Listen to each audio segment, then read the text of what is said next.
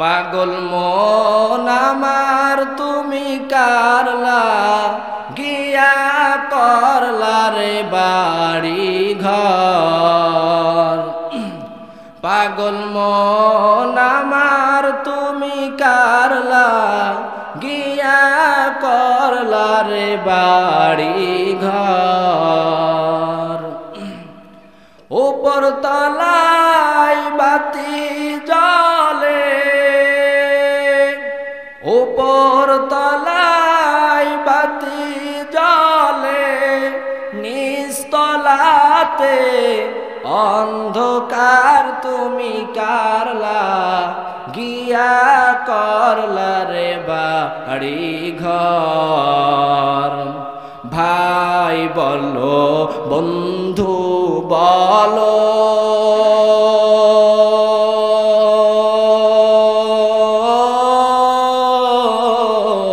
কেউ নয় তো আপন। দু চারটা দিন কেঁদে সবে, দু চারটা দিন কেঁদে সবে, রাখবে না যে খোঁজ খবর তুমি কারলা গিয়া করলা রে বাড়ি ঘর। পাগল মন আমার তুমি কারলা গিয়া করলা রে সুখের ঘর। দুদিনের এই রং তামাশা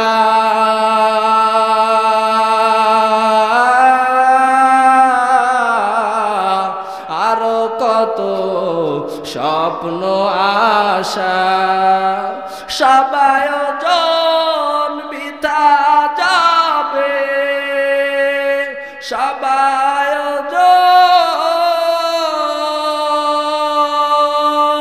জন বৃথা যাবে। শেষ ঠিকানা মাটির ঘর তুমি কারলা গিয়া করলা রে বাড়ি ঘর। পাগল মন আমার তুমি কারলা গিয়া করলা রে সুখের ঘর। ক্ষমতা আর বাড়ি গাড়ি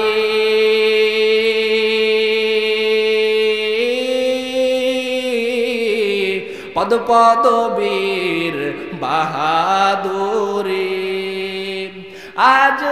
আজরাইলের পড়লে সারা, আজরাইলের পড়লে সারা, পাইবা না পথ পালাবার তুমি কারলা গিয়া করলা রে সুখের ঘর।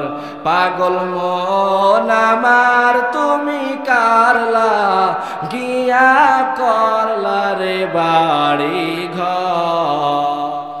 আলহামদুলিমান কদ্দারা খায়রাও ওয়া খাবালা, আলহামদুলিমান কদ্দারা খায়রাও ওয়া খাবালা, আশ-শুকরু লিমান সাওয়ারা হুসনান ওয়া জামালা, ওয়াশ-শুকরু লিমান সাওয়ারা হুসনান ওয়া জামালা। ফরদুন সামাদুন আন সিফাতিল খালকি বারিয়ু, ফরদুন সামাদুন আন সিফাতিল খালকি বারিয়ু, রব্বুন আযালিয়ুন খালাকাল খালকা কামালা, রব্বুন আযালিয়ুন খালাকাল খালকা কামালা। লা জিদ্দা ওয়ালা নিদ্দা ওয়ালা হাদ্দা লিমাওলা, লা জিদ্দা ওয়ালা নিদ্দা ওয়ালা হাদ্দা লিমাওলা। আল আনা কামা কানা ওয়ালান ইয়ালকা যাওয়ালা, আল আনা কামা কানা ওয়ালান ইয়ালকা যাওয়ালা। লা শিবহা ওয়ালা মিসলা ওয়ালা কুফুয়া লিহাওলা, লা শিবহা ওয়ালা মিসলা ওয়ালা কুফুয়া লিহাওলা। লা উলদা ওয়ালা ওয়ালিদা লা আম্মা ওয়া খালা, লা ওয়ালদা ওয়ালা ওয়ালিদা লা আম্মা ওয়া খালা। মৃত্যু আমাদের হবে রে যুবক। দুনিয়ার জমিনে আমরা চিরদিন থাকতে পারবো না, কারণ দুনিয়াটা আমাদের মধ্যে মুসাফির খানার যুবক। यही हम सब मुसाफिर हैं, कब्र आखिर ठिकाना। कोई आगे रवाना है, कोई पीछे रवाना। दुनियार मध्य आसार सिरियाल आसरे भाई, किन्तु दुनियार जमीन থেকে যে আমরা বিদায় নিব, কে কখন বিদায় নিবে, কার মউত কখন আসিয়া যাবে, এই সম্পর্কে আমাদের কারো কোনো জানা নাই। কারণ যুবক রাস্তা দিয়ে গাড়ির মধ্যে চলতেছে, হঠাৎ যুবকের অ্যাক্সিডেন্টে মৃত্যু হয়ে গেল, নজিরের কোনো অভাব নাই। অতএব দুনিয়ার জমিনে আমাদের থাকার জায়গা না, মুসাফির খানা। আর আমরা যদি বলি দুনিয়ার জমিন থেকে আমাদের বিদায় নিতে হবে না, তাহলে সম্পূর্ণ আমাদের ভুল কথা হবে, মিথ্যা কথা হবে। কারণ আল্লাহ পাক রব্বুল আলামিন মহাগ্রন্থ পবিত্র কালামে পাকের 21 নম্বর পারার 2 নম্বর পৃষ্ঠা সূরা আনকাবুতের 97 আয়াতের মধ্যে বলেন, কুল্লু নাফসিন যায়িকাতুল মাউত, প্রত্যেক জীবের ওই মৃত্যুর স্বাদ গ্রহণ করতে হবে। সুম্মা ওয়াতুফার ইলাইনা তুরজাউন, আমার কাছে আবার ফিরে আসতে হবে। যেখানে ছিলাম আবার সেদিকে প্রত্যাবর্তন করতে হবে রে যুবক। দুনিয়ার জমিন হচ্ছে আমাদের জন্য ক্ষণস্থায়ী জায়গা, এজন্য আমাদের মৃত্যুর মুরাকাবা বেশি বেশি করতে হবে। কারণ মৃত্যুর মুরাকাবা যদি আমরা বেশি বেশি করি, তাহলে দুনিয়ার সব গুনাহ থেকে আমরা বাঁচতে পারবো। দুনিয়ার সব রকমের খারাপ তামাশা, যাত্রা, গান, বেহায়াপনা, অশ্লীলতা সব কিছু থেকে আমরা বিরত থাকতে পারবো রে যুবক। তার কারণ মায়ার নবী হযরত মুহাম্মদ মুস্তাফা সাল্লাল্লাহু আলাইহি ওয়াসাল্লাম তার অসংখ্য হাদিসের মধ্যে থেকে একটি হাদিসের মধ্যে বলেছেন, মিশকাত শরীফের 140 নম্বর পৃষ্ঠার হাদিস, আবু হুরায়রা রাদিয়াল্লাহু তাআলা আনহু قال قال رسول الله صلى الله عليه وسلم اكثروا ذكر هادم اللذات الموت, তোমরা অধিক পরিমাণে মৃত্যুকে স্মরণ করো। কি পরিমাণে? অধিক পরিমাণে মৃত্যুকে স্মরণ করো। কারণ মৃত্যু দুনিয়ার সকল স্বাদকে ধ্বংস করে দেয়। তুমি জীবিত মৃত্যুকে যদি অধিক পরিমাণে স্মরণ করো, তাহলে দুনিয়ার সব ধরনের খারাপি, সুদ, ঘুষ, হারাম খাওয়া, চুরি করা, যাত্রা, গান দেখা, বেহায়া কাজ করা, সব কিছু থেকে তোমার করতে বিরত থাকতে মন চাবে। এজন্য আমাদের করণীয় হবে মৃত্যুকে অধিক পরিমাণে স্মরণ করা। রাত্রেবেলা যখন আমরা ঘুমায়া যাব, ঘুমের ঘরে বালিশে মাথা ঢাকা চিন্তা করব রে মন,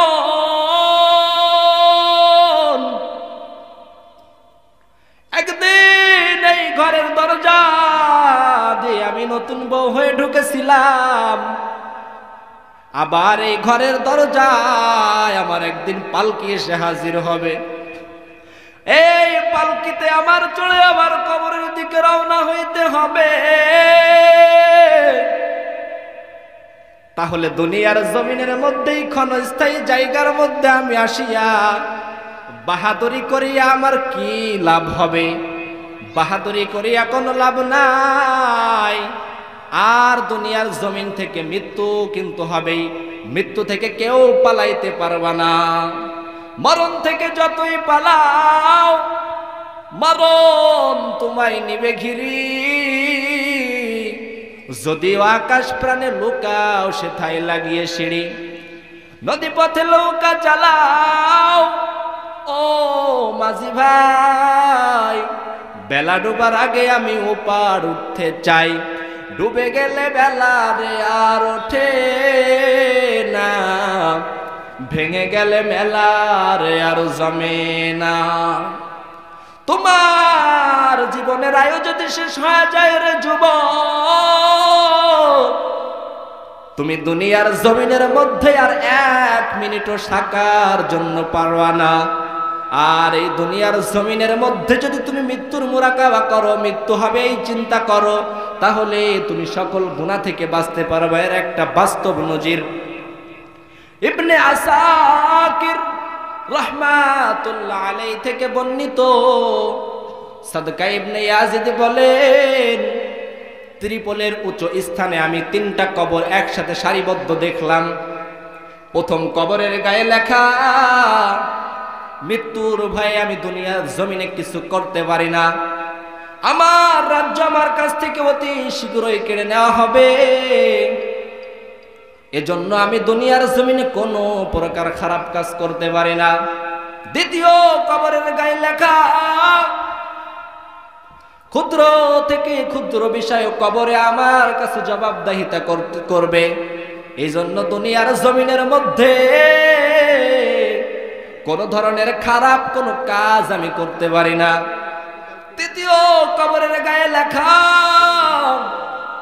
মৃত্যু আমাদের যৌবনের সব স্বাদকে মিটায় দেয়। এই কবরের এই লেখা দেখে, ত্রিপোলের উঁচু স্থানের এই লেখা দেখে তিনি দৌড়ায় পার্শ্ববর্তী এলাকার মধ্যে এক মুরব্বীর কাছে যে হাজির। ডাক দিয়ে বলে, মুরব্বী চাচা, কারণ কি এরকম ত্রিপোলের উপর স্থানে এরকম 3টা কবর দেখলাম, কারণ কি, এরা কারা? মুরব্বী ডাক দিয়ে বলে, এরা 3 ভাই। এক ভাই ছিল বাদশার সেনাপতি, আর এক ভাই ছিল হচ্ছে ব্যবসায়িক, বণিক ব্যবসায়িক, আর একজন ছিল দরবেশ।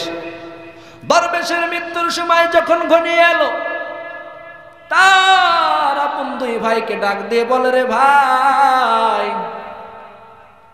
ভাইরা বলে, আপনার কোনো ওসিয়াত আছে কিনা? বলে, আমার ধন সম্পদ টাকা পয়সা কিছুই নাই, আমার তেমন ওসিয়াত কিছুই নাই, তবে আমি একটু বলি, আমার মৃত্যুর পরে আমার কবরের গায়ে লিখে দিবা উক্ত কথা যে আমি দুনিয়ার জমিনের মধ্যে কোনো খারাপ কাজ করতে পারি না, কারণ কবরের মধ্যে ক্ষুদ্র ক্ষুদ্র বিষয় আমার কাছ থেকে জবাবদিহিতা করবে। এবার ওই দরবেশের মৃত্যু হয়ে গেল। তার আপন 2 ভাই তার কথা অনুযায়ী ওই কবরের মধ্যে সুন্দর করে ওর কথাগুলো লিখে দিল। এবার আর বলল যে আমার মৃত্যুর পরে আমার কবরের কাছে 3 দিন যাতায়াত করবা, এখান থেকে শিক্ষা গ্রহণ করতে পারবা। তার ওই আপন 2 যে ভাই জমিনের মধ্যে বেঁচে আছে, ওই 2 ভাই তার কথা অনুযায়ী আজকে কালকে এরকম করতে করতে 2 দিন গেল। 3য় দিন যখন কবরের কাছে দোয়া করার জন্য গেল, তখন যাওয়ার পরে ফেরার সময় কবর থেকে একটা ভয়ঙ্কর বিকট আওয়াজ আসলো। ভয়ে তারা আশ্চর্যিত হয়ে দৌড়ায় বাড়ি রওনা। বাড়ির মধ্যে যে রাত্রে ঘুমায়া গেল, হঠাৎ দরবেশ ভাই স্বপ্নে এসে হাজির। এবার ডাক দিয়ে বলে, ভাই আবার 3য় দিন আপনার কবরে যে এরকম আওয়াজ শুনলাম, কিসের আওয়াজ? এবার দরবেশ ডাক দিয়ে বলে, রে ভাই, আমার ওই কবরের থেকে এটারই আওয়াজ আসছে। দুনিয়ার জমিনের মধ্যে অনেক বিপদগ্রস্ত মুসলমান ছিল, অনেক মুসলমানের উপর নির্যাতন করা হচ্ছিল, আমি এর কোনো প্রতিবাদ করি নাই কেন? এইটা বলে বলে বলে বলে আমাকে পেটানো হচ্ছিল। আজকে মুসলমান আমাদের মধ্যে দেখেন, কবরের মধ্যে ওই দরবেশকে এটা জিজ্ঞাসা করে মুগুর মারা হচ্ছিল, এটারই আওয়াজ আপন ভাইরা শুনেছে কবর জিয়ারত করতে। যে আজকে আমাদের বাংলাদেশের মধ্যে ইসকন নামক একটি দল আছে, তারা পূর্বে প্রকাশ্যে মানুষকে ইহুদি খ্রিস্টানের দালালের দাওয়াত দিতে পারে নাই, তারা গোপনে গোপনে মানুষকে দাওয়াত দিয়েছে আর এখন কিছুদিন আগে তারা প্রকাশ্যে আমাদের এক মুসলমান ভাইয়ের রক্ত ঝরিয়েছে, আমাদের এক মুসলমান ভাইকে নির্মমভাবে হত্যা করেছে সাইফুল ইসলাম আলিফ ভাইকে। মায়ার নবী বলেছেন আল মুসলিম আখুল মুসলিম, মুসলমান হচ্ছে মুসলমানের ভাই। মুহতারাম হাজিরিন, এক মুসলমানের গায়ে তারা হাত দিবে আর বাংলার লক্ষ কোটি মুসলমান বসে থাকবে, এটা কখনো হতে পারে না। কারণ মার নবী হযরত মুহাম্মদ মুস্তাফা সাল্লাল্লাহু আলাইহি ওয়াসাল্লাম বলেছেন যে বিশ্বের সকল মুসলমান একটা শরীরের মতো, তার শরীরের এক অঙ্গ যদি ব্যথা হয় সেই শরীরের ব্যথায় সারা শরীর ব্যথিত হওয়ার কথা। আজকে আমার এক মুসলমানকে ইসকনের এই দালালেরা আমার এক মুসলমান ভাইকে ওলিয়া ইকরামের এই দেশের মধ্যে, ওলামা ইকরামের এই দেশের মধ্যে, ওলিয়া আউলিয়ার এই দেশের মধ্যে, 95 মুসলমানের রাষ্ট্রের মধ্যে প্রকাশ্যে ইসকনের দালালেরা আমার মুসলমান ভাই সাইফুল ইসলাম আলিফ ভাইকে হত্যা করবে, এটা কখনো মুসলমান জাতি সহ্য করবে না। স্পষ্ট ঘোষণা, তোমরা সাবধান হয়ে যাও। কারণ মুসলমানরা যদি তাকবীরের ধ্বনি দিয়ে আরেকবার জেগে ওঠে, তোমরা বাংলাদেশ কেন, তোমরা তখন গর্তের মধ্যে লুকায়ও পালাইতে পারবে না। কথা ঠিক কি ঠিক না? এজন্য আল্লাহ পাক রব্বুল আলামিন কবরের মধ্যে গেলে কিন্তু এটাও জিজ্ঞাসা করবেন, তোমার এক পার্শ্ববর্তী তোমার কাছের ভাই নির্যাতিত হচ্ছিল, তুমি তার সাহায্য করেছো কিনা? যদি তুমি বলতে বলো যে আমি সাহায্য করি নাই, তখন কিন্তু তোমাকে মুগুর দিয়ে জাহান্নামে পিটানো হবে। বললো আমাকে ওই দুনিয়ার মধ্যে আমি সাহায্য করি নাই, কবরের মধ্যে এটা বলে বলে আমাকে জাহান্নামের ফেরেশতারা পিটাচ্ছে, এটারই আওয়াজ পেয়েছো। তারপর তার আপন দুই ভাই তারা চিন্তা করলো আমরা দুনিয়ার মধ্যে কোনো স্বাদ গ্রহণ করতে পারি না, এখন ওদের মধ্যে মৃত্যুর চিন্তা চলে এসেছে। কারণ মৃত্যুর চিন্তা যার আসবে সে দুনিয়ার জমিনে কখনো গুনাহ করতে পারে না। কারণ মায়ের নবী হযরত মুহাম্মদ মুস্তাফা সাল্লাল্লাহু আলাইহি ওয়াসাল্লাম মিশকাত শরীফের হাদিসের 140 নম্বর পৃষ্ঠার হাদিস, আব্দুল্লাহ ইবনে ওমর রাদিয়াল্লাহু তাআলা আনহু থেকে বর্ণিত, নবী করিম সাল্লাল্লাহু আলাইহি ওয়াসাল্লাম বলেন তুফাতুল মুমিনুল মাউত, ঈমানদারের জন্য মৃত্যু উপহার স্বরূপ। ওরে ঈমানদার হয়ে যদি দুনিয়ার জমিন থেকে বিদায় হও, তাহলে তোমার মৃত্যুর সময় কোনো লাজ্জাতের সাথে মৃত্যু হবে না, তোমার কোনো কষ্টের সাথে মৃত্যু হবে না, তোমার মৃত্যুটা হবে খুব সুন্দরভাবে, তুমি দুনিয়ার জমিন থেকে বিদায় নিবা। এবার ওই আপন দুই ভাই তারা মৃত্যুর চিন্তা করে করে করে করে মৃত্যুর ভয় করে করে এখন দুনিয়ার জমিনে এক ভাই সেনাপতির চাকরি করত, বাদশার ওই চাকরিও ছেড়ে দিল। আর এক ভাই ব্যবসা করত, সেও ওই ব্যবসা বাণিজ্য ছেড়ে দিয়ে জঙ্গলে যে ইবাদত করা শুরু করলো। তারাও মৃত্যুর সময় তাদের সন্তান ওয়ারিসদেরকে নসিহত করে গেল আমার কবরের গায়ে এইটা লাগবা। ও এক ভাই বলল যে আমার কবরের গায়ে লাগবা, মৃত্যু যৌবনের সব স্বাদকে মিটা দেয়। আর এক ভাই বলল বলবা লাগবা কবরের গায়ে, মৃত্যুর পরে কোনো ওসিয়াত নাই, শুধু ওসিয়াত একটাই যে কবরের গায়ে লাগবা, যে ক্ষুদ্র থেকে ক্ষুদ্র বিষয় এটাও কবরের মধ্যে জবাবদাহিতা করতে হবে, এইটাই তুমি লিখবা। এজন্য নবীর কথা অনুযায়ী সঠিক কথা। কারণ দুনিয়ার জমিনে যারা মৃত্যুর চিন্তা করবে তারা কখনো কোনো রকমের খারাপ কাজে জড়িত হতে পারে না, তারা কখনো কোনো মন্দ কাজের মধ্যে যাইতে পারে না। আর এই দুনিয়ার মধ্যে আমরা চিরদিনও থাকতে পারবো না। কারণ দুনিয়ার জমিনে আমি যতই মানুষকে মহব্বত করি, পরে আপন ভাইও আজকে মারা গেলে 2 দিন খবর নিবে, কবরের কাছে যাবে, পরে থেকে আর আমাকে কেউ মনে করবে না। ঘর বাড়ি কার জন্য বানাইবা? ঘর বাড়ি বানানোর পর তোমার মৃত্যুর পরে ওই ঘর থেকে নামায় তোমাকে কবরের দিকে রেখে আসা হবে।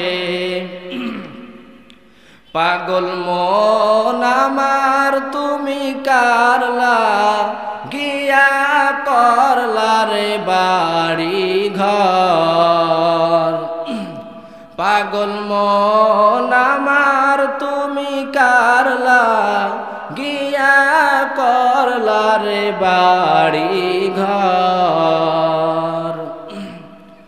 উপর তলায় বাতি জ্বলে, উপর তলায় বাতি জ্বলে, নিচতলাতে অন্ধকার তুমি কারলা গিয়া করলা রে বাড়ি ঘর। ভাই বলো বন্ধু বলো,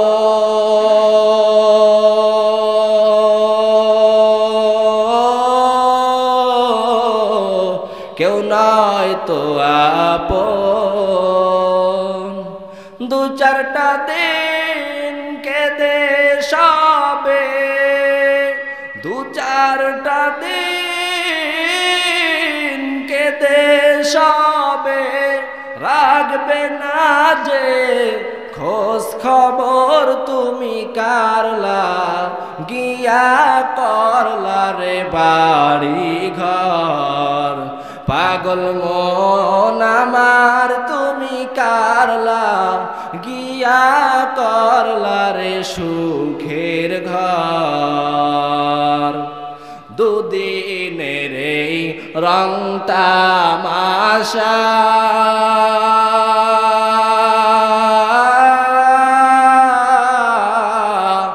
আরো কত স্বপ্ন আশা, সবাই জন বৃথা যাবে, সবাই জন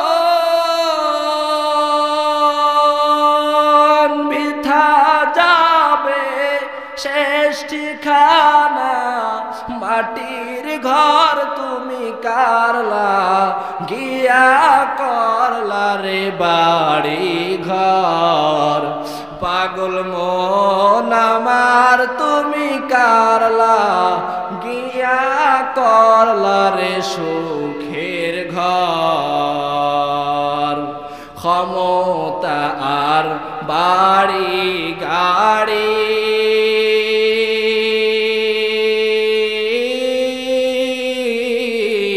পদ পদবীর বাহাদুরি,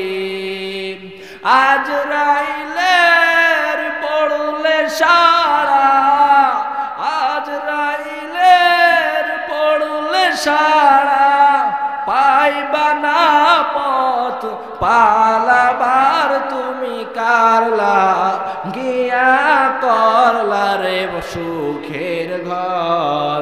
পাগল মন আমার তুমি কারলা গিয়া করলা রে বাড়ি ঘর।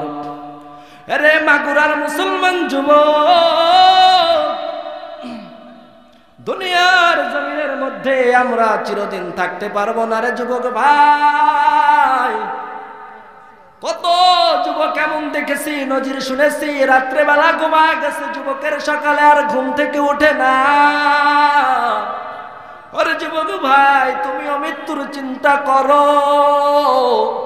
আমি তুমিও দুনিয়ার জমিনে চিরদিন থাকতে পারবো না রে যুবক ভাই। আশেপাশের কত বন্ধু ইন্তেকাল করে কবরের মধ্যে চলে গেল রে যুবক। তুমি কি একটু চিন্তা করো না, মৃত্যু তোমার যে কোনো সময় আসতে পারে। আর যদি তুমি দুনিয়ার জমিনে গুনাহ করে করে করে করে করে করে যদি ওই কবরের মধ্যে যাও, ওই কবরে যাওয়ার পর ওই কবরের মধ্যে কঠিন শাস্তির ব্যবস্থা রয়েছে। আর যদি তুমি দুনিয়ার জমিনে একজন আমলওয়ালা লোক হয়ে নেককার হয়ে কবরের মধ্যে যাও, এবং দুনিয়ার জমিনে যদি তুমি নেককার হয়ে যাও, মুমিন হয়ে যাও, তাহলে তোমার মৃত্যুর সময়ও কষ্ট সারা মিষ্টু হবে, এবং মৃত্যুর পর কবরের মধ্যেও তোমার জন্য শান্তির ব্যবস্থা রে যুবক। এজন্য আমি আমার যুবক ভাইদেরকে আহ্বান করব, রে মাগুরার মুসলমান যুবক, এমনও হতে পারে যে সামনে বছর আমাদের এখানে লাইট মাইট প্যান্ডেল মাদ্রাসা মসজিদ সবই থাকবে, আমি সামনে বছর থাকবো কিনা কোনো গ্যারান্টি নাই, তুমি থাকবে কিনা কোনো গ্যারান্টি নাই। মউত আমাদের যে কোনো সময় আসতে পারে। এজন্য আজকে থেকে আমাদের তওবা করতে হবে আর বলতে হবে, রে দয়ার মালিক, দুনিয়ার জমিনের মধ্যে আমরা অনেক গুনাহ করেছি, তওবা করতেছি, জীবনে আর গুনাহ করব না, আজকে থেকে ভালো হয়ে গেলাম। এভাবে করে করে যদি আল্লাহর কাছে দোয়া করতে পারো, অবশ্যই আল্লাহ আমাদের দোয়া কবুল করবেন।